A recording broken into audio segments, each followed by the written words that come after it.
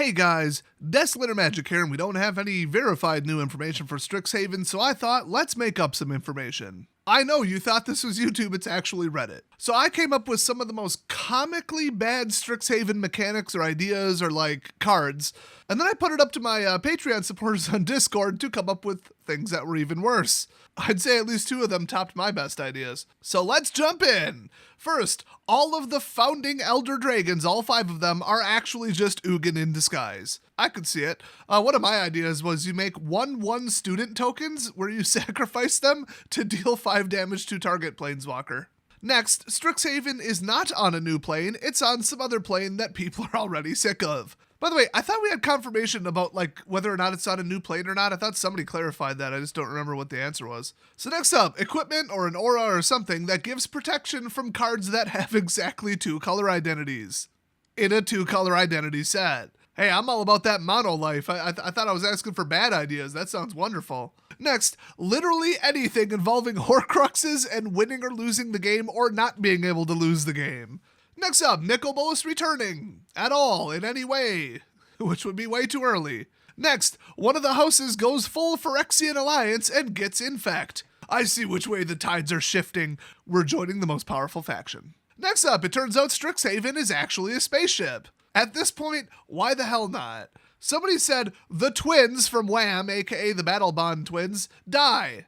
Yeah, wouldn't that be terrible? That's such a bad idea. I super hope that doesn't happen. Next up, having Garruk on staff somewhere as basically like Garruk Hagrid or the Garruk, I don't know, janitorial service. Next up, mega equipment, which could only be equipped to a planeswalker. What fresh hell would that be? Somebody said just basically print an Oko clone, and then somebody else said literally print Oko, have Oko working at the school. Seems like he'd fit right in that douchebag art department college. Oh, and you know how Hogwarts had really good, strong magic defenses in the form of those statues, among other things? Well, we'll have Strixhaven guarded by Super Uro, the titan of magic. Next up, somebody recommended the mechanic Megastorm. I can't imagine what that would be, but I don't want it. We've also got an alternative win condition card involving some kind of artsy art nonsense from the theater kids college.